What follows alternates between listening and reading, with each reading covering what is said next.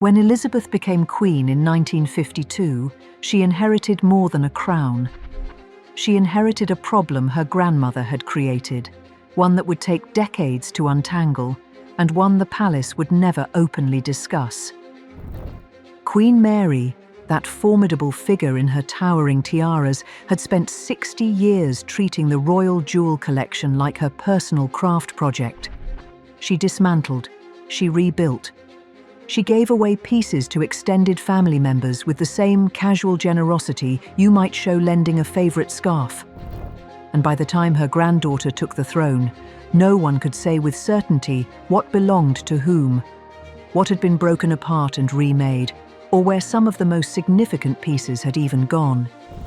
This is the story of the jewel crisis Elizabeth II inherited in silence, and how one woman's creative passion created a curatorial nightmare that would reshape royal jewellery policy for generations.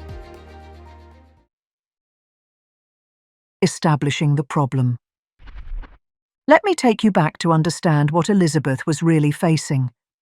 Queen Mary died in 1953, just after Elizabeth's coronation.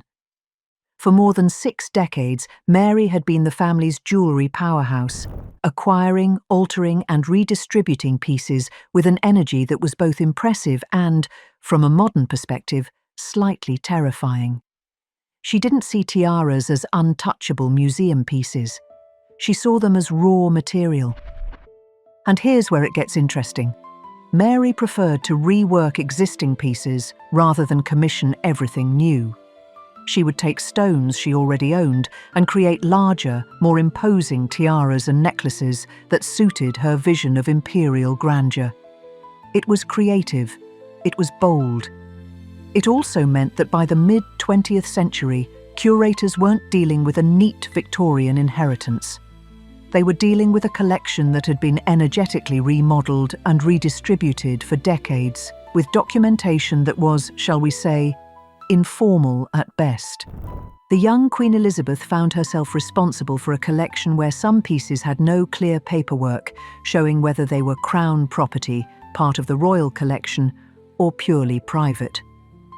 Major sets had been given outright to extended branches of the family.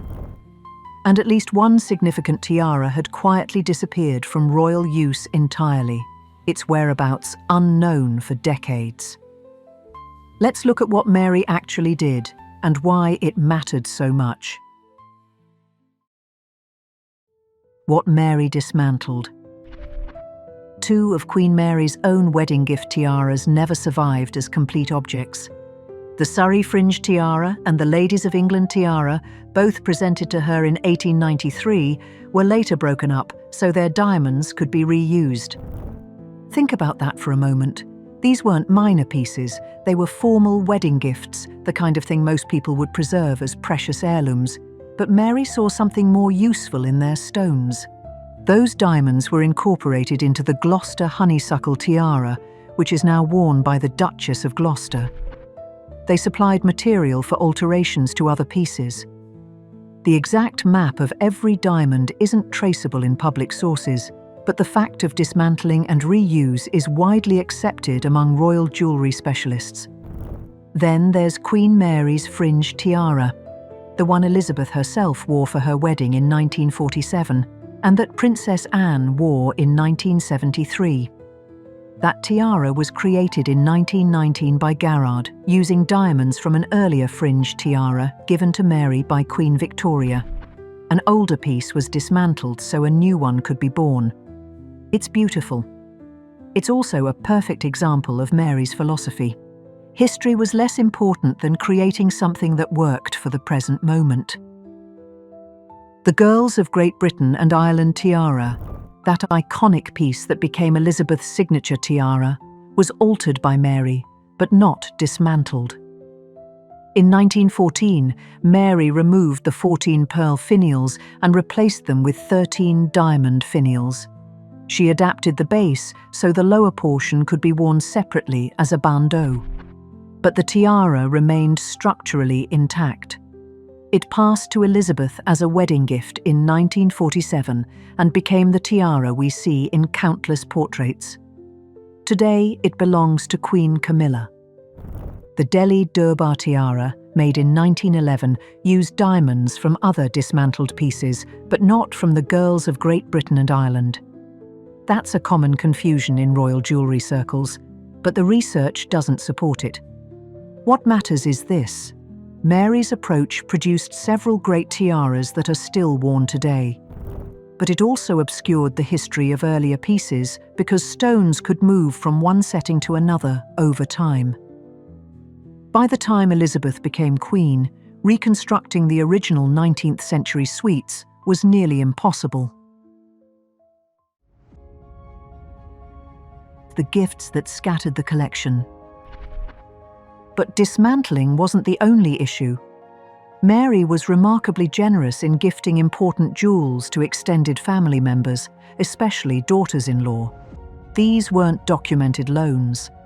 They were formal gifts and bequests, and the practical effect was to move major jewels permanently out of central control.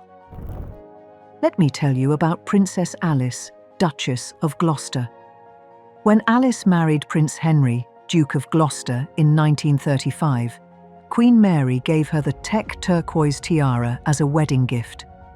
This was a mid-19th century piece from Mary's own Teck family, featuring rococo scrolls and clusters of turquoise and diamonds. Mary had received it from her parents in 1893 as part of a larger parure. She wore it early in her marriage, though rarely in later photographs. The gift to Alice included not just the tiara, but parts of the turquoise parure, a necklace of turquoise and diamond clusters, earrings, and several turquoise and diamond bow brooches. Princess Alice wore the Teck turquoise tiara at major events from the late 1930s onwards: coronation functions, theatre galas, state occasions. The tiara later passed to her daughter-in-law, Birgitta, Duchess of Gloucester, who continues to wear it today. This is a clear case where a substantial piece from Mary's Teck inheritance became permanently associated with an extended branch of the family. It's beautiful to see it still in use. But from a collection management perspective, it meant one less major tiara under central control. Then there's the Gloucester honeysuckle tiara, created using those diamonds from Mary's dismantled Surrey fringe and Ladies of England tiaras. Mary gave this tiara to the Gloucesters, and it has been worn by Princess Alice and then by the present Duchess of Gloucester as one of their principal formal tiaras. Stones that once formed part of Mary's own wedding gifts reappeared in a new tiara that is now effectively owned within an extended line. Queen Alexandra's death in 1925 created another layer of complexity. Alexandra's jewels were redistributed within the family. Some items were reworked by Mary, others passed more directly to heirs. Elements from Alexandra's emerald and pearl Indian jewellery were remodeled and ultimately ended up with Princess Alice as part of her Gloucester collection through a combination of Mary's interventions and later inheritance after Mary's death. Here's the thing. Specialist accounts note that the original configuration of some of Alexandra's suites can no longer be fully reconstructed because pieces were altered and dispersed among several family members. The historical record became fragmented. The pieces that disappeared.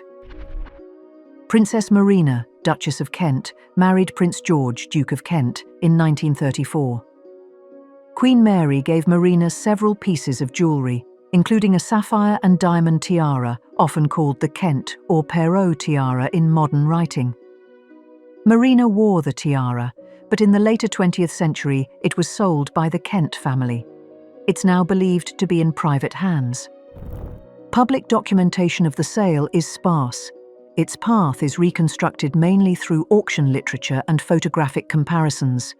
This shows how a jewel that originated in Mary's orbit could, via an extended branch, leave royal ownership entirely. But the most fascinating disappearance involves Queen Mary's Diamond Lozenge Bandeau. The bandeau was commissioned for Mary with a repeating pattern of diamond lozenges. She wore it during the 1930s. It later passed to Princess Margaret, who wore it in the late 1940s, 1950s, and early 1960s.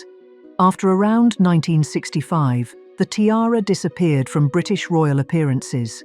Its whereabouts were unknown to jewellery watchers for decades. And then, in 2024, something extraordinary happened. A tiara in the Malaysian royal collection was identified by royal jewellery specialists and Queen Azizah of Pahang as the same piece. Queen Azizah stated that she had bought the tiara in New York in the late 1980s. After close comparison, she concluded it matched Queen Mary's bandeau. Royal jewellery experts published detailed image comparisons and reported specialist consensus that the Malaysian tiara is indeed the former Diamond Lozenge Bandeau. It's widely inferred that the tiara was discreetly sold from Princess Margaret's collection, probably by the 1980s, although the exact sale details are not public. Think about what this means. A Queen Mary tiara, after moving into an extended family member's hands, exited royal ownership and only re-entered the historical record abroad nearly 40 years later. For decades, no one in the public sphere knew where it was. What Elizabeth inherited. So when Elizabeth became queen, what was she actually dealing with? Jewels in royal use broadly fell into three overlapping categories: the crown jewels, regalia and coronation items held by the state, not personal property; the royal collection, works of art and historic objects, including some jewels, held in right of the crown and managed for the nation; and private jewels, personal property of individual royals, including Queen Mary's personal estate and the Queen Mother's Greville bequest. The difficulty was that after decades of redesign and redistribution, some pieces long treated as family jewels had no clear paperwork showing which category they belonged to. Dismantling and merging of parures had made the original 19th century suites hard to reconstruct in detail. Major sets had been given outright to extended branches and were no longer centrally controlled. And at least one Mary origin tiara had been quietly sold and now sat in another royal house with no simple internal record of the transaction. Meanwhile, modern museum practice and public accountability were pushing the monarchy toward clearer distinctions between state, institutional and private property, and toward professional standards of documentation and conservation. Elizabeth faced a choice.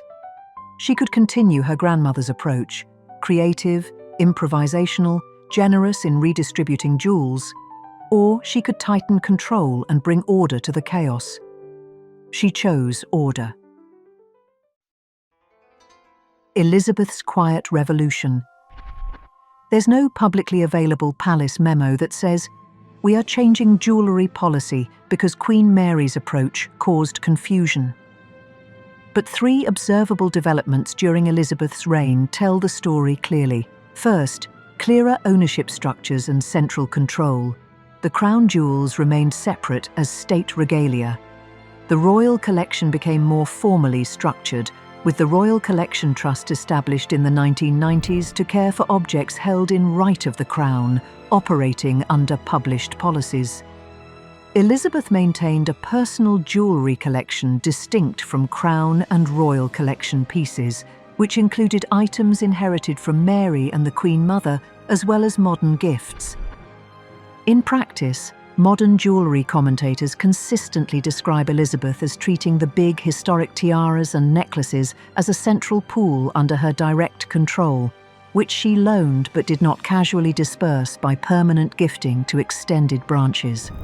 Second, restrictive lending in practice. The pattern of who wore what during her reign is revealing. Catherine, Princess of Wales, has worn only a small number of tiaras from the vault: the Cartier halo once, the lotus flower, the Cambridge lover's knot, despite more than a decade as a senior royal. Diana, Princess of Wales, primarily used the Spencer tiara from her own family and the Cambridge lover's knot loaned by the Queen, rather than a wide rotation of state tiaras.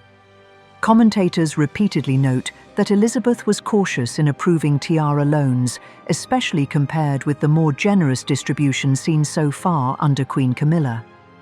This is observed behaviour rather than codified rule, but it supports the idea of a tight, centralized lending regime. Third, professional documentation and collection systems. The royal collection moved decisively toward museum-level management. The Royal Collection Trust operates under a formal collections information policy, emphasizing systematic cataloguing, provenance research, and accurate up-to-date records. A modern collections management system underpins this work, allowing curators to log details of objects, including location, condition, and history, and attach images and research notes in a secure digital environment. Not every jewel appears in public databases, but the underlying philosophy is clear. Compared with Queen Mary's era, there is now vastly greater emphasis on documentation, provenance, and controlled access. The contrast and the legacy. The link between Queen Mary's behaviour and Elizabeth's approach can be framed this way. Mary's dismantling of older tiaras, remaking of parures, and gifting of significant jewels to extended family made provenance and ownership questions more complex by the mid-20th century. Under Elizabeth, the monarchy moved towards centralized control, professional documentation, and relatively restrictive lending, both for practical reasons and in line with modern expectations of stewardship. Many modern royal jewellery writers interpret Elizabeth's caution and the shift to systematized management as at least partly a response to the complications left by earlier, more informal practices. What cannot be said, because it is not documented, is that Elizabeth or her advisors explicitly announced a policy change because of Queen Mary. The relationship is best understood as a historically plausible interpretation, grounded in the contrast between the two eras. Mary, creative, improvisational, generous in redistributing jewels to extended family, with relatively loose documentation. Elizabeth, conservative in lending, centralizing in ownership, and supportive of professionalized digital record-keeping. It's a compelling narrative, the glamorous grandmother who treated diamonds like building blocks, and the dutiful granddaughter who presided over the shift to treating the collection as a carefully managed, almost museum-grade national asset. Elizabeth never spoke publicly about the jewel crisis she inherited. She simply, quietly, spent 70 years bringing order to what her grandmother had left behind. She transformed a collection marked by creative chaos into one defined by careful stewardship. She ensured that future generations would know what belonged where and why. It makes you wonder what other silent crises she managed with the same grace. Problems she inherited and solved without fanfare, without complaint, without ever asking for credit. That, perhaps, is the real story. Not just the jewels themselves, but what they reveal about two very different approaches to duty, legacy, and the weight of history. What do you think? Was Queen Mary's creative approach a gift or a burden to those who came after? I'd love to hear your thoughts in the comments. If you enjoyed this deep dive into royal jewellery history, please give this video a like and subscribe to the channel for more stories about the treasures, mysteries, and powerful women behind the crown.